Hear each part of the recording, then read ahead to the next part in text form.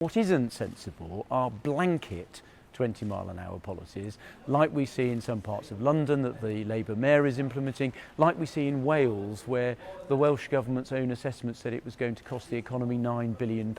It's incredibly unpopular. It's causing problems with delivering public transport. This is just politicking. That's just nonsense. You're not being rational.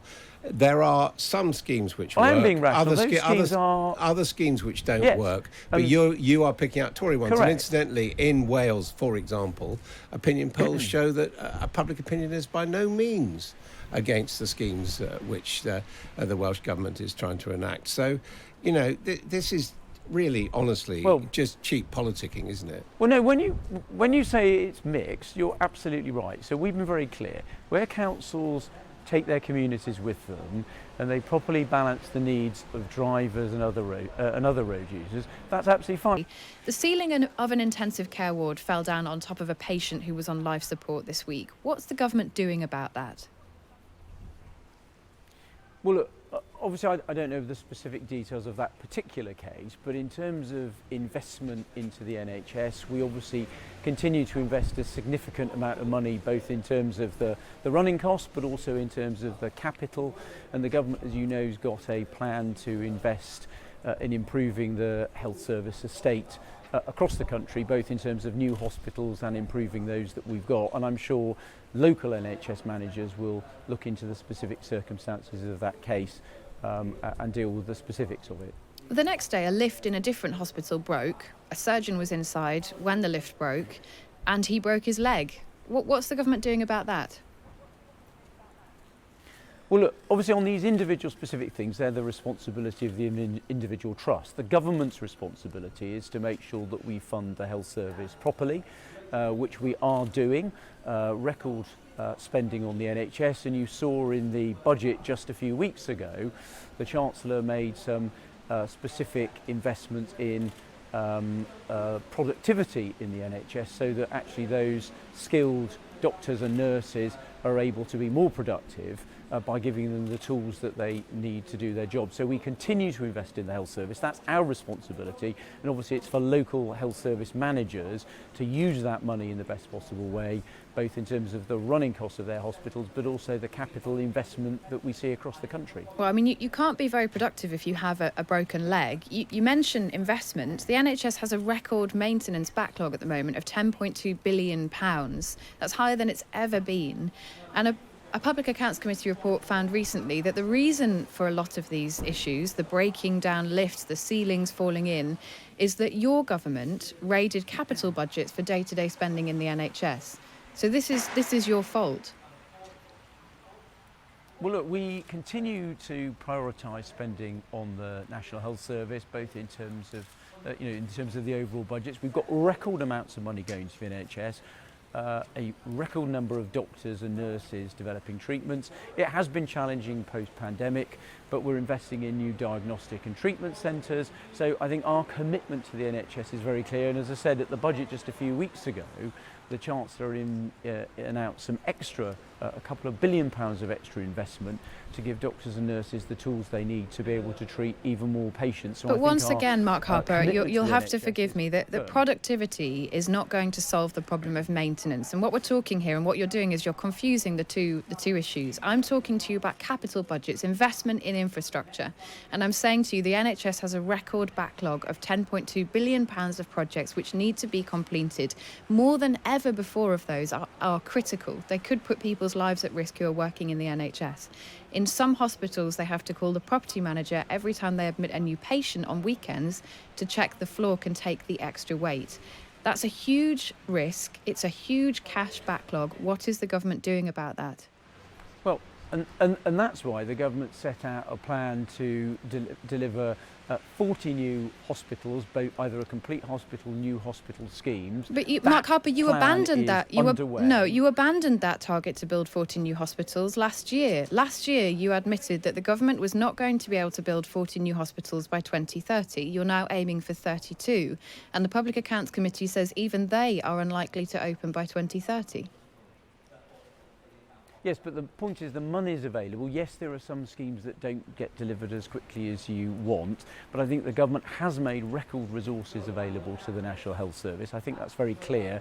Every autumn statement or budget that we see sees record investment going into the NHS, and it's for local trusts and local managers to deploy that money in the best possible way. And I know that's what my local NHS is doing. For example, I've got a new community hospital being delivered. We see investment going into our local hospitals, but it's for those local managers to make those decisions about the priorities locally. The government's job is to deliver the overall level of funding, and as I said, we have delivered record investment into the NHS and will continue doing so because it's a very important priority for the government. Can you understand why people might be frustrated listening to you? Because you're telling us that the government is putting records amount of money into the NHS, and yet people's experience of the NHS, I've just given you a few, extreme examples there.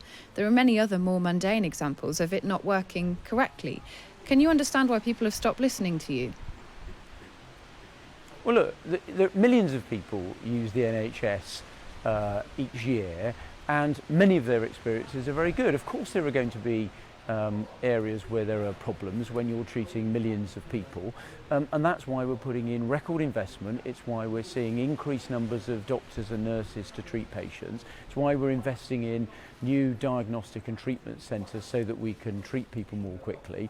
And as I said, when we are not having periods of industrial action, the fantastic men and women that work in the health service are driving down the waiting list that occurred post-pandemic.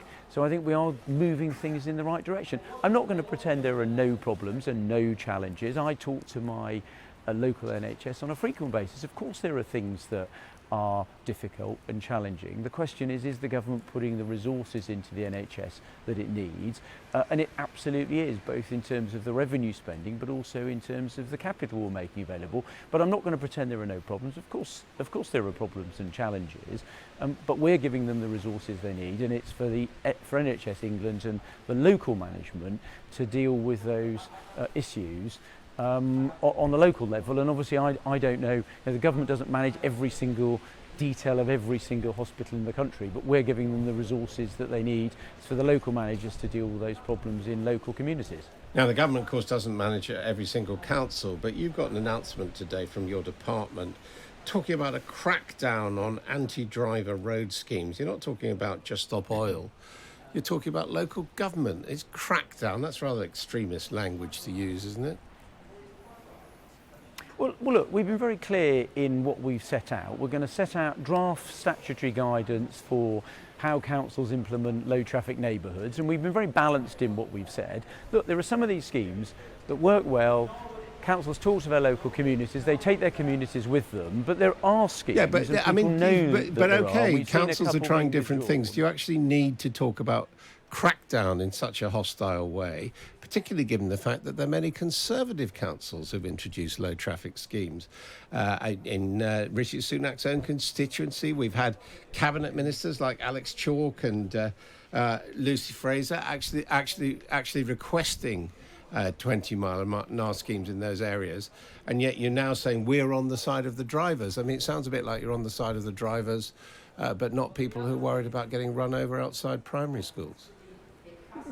No, not at all. Well, look, let me just pick up that last point on 20-mile-an-hour zones. I've explicitly said when I've talked about this every single time, having 20-mile-an-hour schemes in sensible places, for example, outside a school, that's always the example that I give, or in a residential area, it's actually very sensible, and actually those actually are not controversial. What isn't sensible are blanket 20-mile-an-hour policies, like we see in some parts of London that the Labour Mayor is implementing, like we see in Wales, where the Welsh Government's own assessment said it was going to cost the economy £9 billion. It's incredibly unpopular. It's causing problems with delivering public transport. This is just politicking. That's just nonsense. You're not being rational. There are some schemes which work. I am being rational. Other schemes which don't work. But you are picking out Tory ones. Correct. And incidentally, in Wales, for example, opinion polls show that public opinion is by no means against the schemes which the Welsh Government is trying to enact. So, this is really, honestly, Well, just cheap politicking, isn't it? Well, no, when you say it's mixed, you're absolutely right. So we've been very clear. Where councils take their communities with them and they properly balance the needs of drivers and other road users, that's absolutely fine. We have no quarrel with that. Our guidance that we've published, statutory guidance that councils have to take account of, is aimed at those councils where they're not listening, they don't take communities with them. And we've seen examples. There was one in London just recently at Streatham Wells where the councils had to withdraw the scheme because it's not working. They didn't listen to people and they set drivers against other road users. That's not sensible. That's what we're trying to get rid of. Yeah, we but they want didn't need to a have crackdown from councils you that to take their change their communities mind, with did they? them. And, well, they clearly did because not all councils are doing this properly. Only 18% of people think they're being listened to. So we've set out sensible draft guidance, which we're going to talk to councils about, which will come into force in the summer, which we hope will mean that those councils doing things sensibly, that approach will then be followed by everybody else. And I think most people will look at what we proposed today and think it's eminently sensible. Mark Harper, there's a lot of reporting around this weekend about the future of the Prime Minister. Does he have your full confidence? Yes, he absolutely does. The Prime Minister will lead us into the next election, and we're the only party that's got a plan that's working. You know, we've reduced inflation. We've been able at the last two autumn statement and budget to cut the taxes on ordinary working people with a big cut in national insurance contributions, and then just tomorrow in Parliament, Conservative MPs will have the opportunity to vote on the amendments passed in the House of Lords by Labour peers to weaken our Rwanda legislation. I hope we'll vote against those. We'll get that in good shape so that we can then break the back of those organised criminal groups. But last week trafficking you people lost across the channel, delivering our promises when we get to the election, which will be in the second half of last the year. week you lost an MP to another party, and this weekend every single newspaper without fail has reports of plotting behind the scenes, has even reports of trying to remove the Prime Minister. Is it frustrating? Does it feel like you're stuck in a bit of a doom loop at the minute? Well, look, I'd say to all of my colleagues that politics is a team game. We work better as a team. All Conservative MPs tomorrow are going to get the opportunity to rally behind the party on that important Rwanda legislation to deliver those pledges. And as I said, we have a plan. It's a sensible plan. The plan is working. It's delivering on reducing inflation, cutting people's taxes, and it's stopping the boats. And I think as we go through this year, I think the public will recognise the plan is working. And at the election, we face a choice between our party, which has a plan, which is working, set out by the Prime Minister, and a party, the Labour Party, which doesn't have a plan. And I don't think people will want to make that choice and go back to square one. So you'll win I'm that election absolutely then? behind the Prime Minister, a man focused on making the right decisions for the country. And I think when we get to that election, I think the public will recognise that and will get their support. Transport Secretary Mark Harper predicting a Tory win at the next election. Thank you very much for your time this morning.